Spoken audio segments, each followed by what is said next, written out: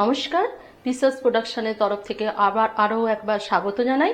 আজকে আমি বানাচ্ছি রুই মাছের, এই যে রুই মাছ, এই রুই মাছের আমি কিভাবে ঝাল করছি মশলা দিয়ে আপনাদেরকে আমি শেয়ার করছি। এখানে আমি একটা মশলা পেস্ট করে নিয়েছি, কালো সর্ষে, সাদা সর্ষে, পোস্ত, নারকেল কুড়ো, কাঁচা লঙ্কা, নুন, হলুদ দিয়ে আমি একটা পেস্ট বানিয়ে রেখেছি। এবার এখানে তেল গরম হয়ে গেছে, এবার মাছগুলো আমি স্যালো ফ্রাই করে নেবো, বেশি কড়া করে ভাজবো না।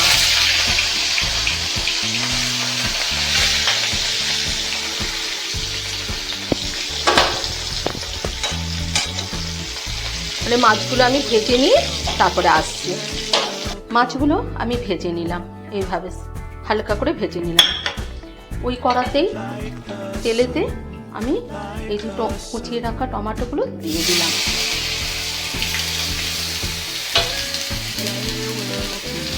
দিয়ে হালকা নেড়ে নেব।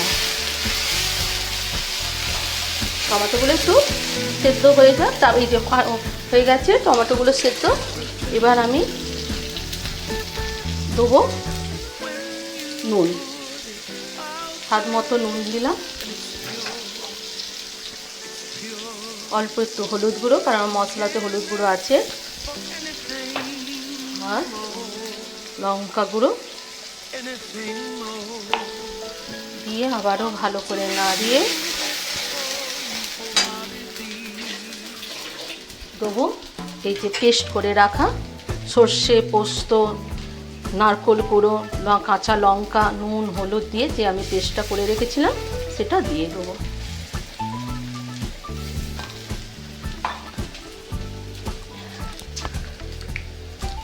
দিয়ে হালকা নাড়াচাড়া করে নেব। মশলাটা অল্প একটু ভাজা হয়ে যায়, আবার বেশি সর্ষে বেশি আবার ভাজবো না, কারণ পুরো তেতো হয়ে যাবে। এবার জল ঢেলে দিলাম।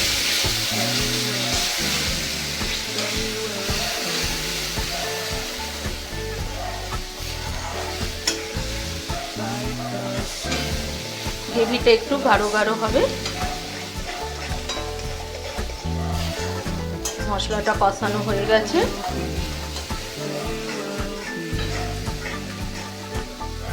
এবার অল্প একটু জল ঢেলে দিলাম।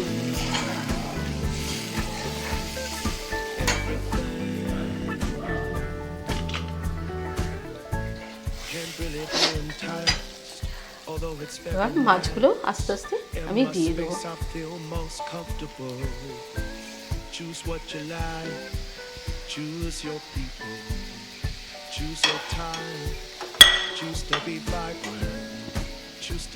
উপর দিক দিয়ে আমি কাঁচা লঙ্কা দুখানা চিড়ে দিয়ে দিলাম। দিয়ে কিছুক্ষণের জন্য আমি একটু চাপা দিয়ে দেবো, ওই 2 মিনিটের জন্য একটু চাপা দিয়ে দিলাম। ঢাকনাটা খুললাম।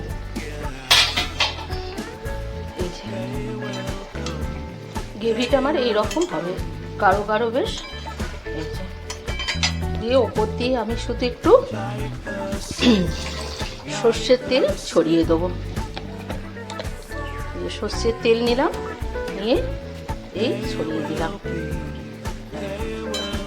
কালারটা দেখুন দারুণ হয়েছে।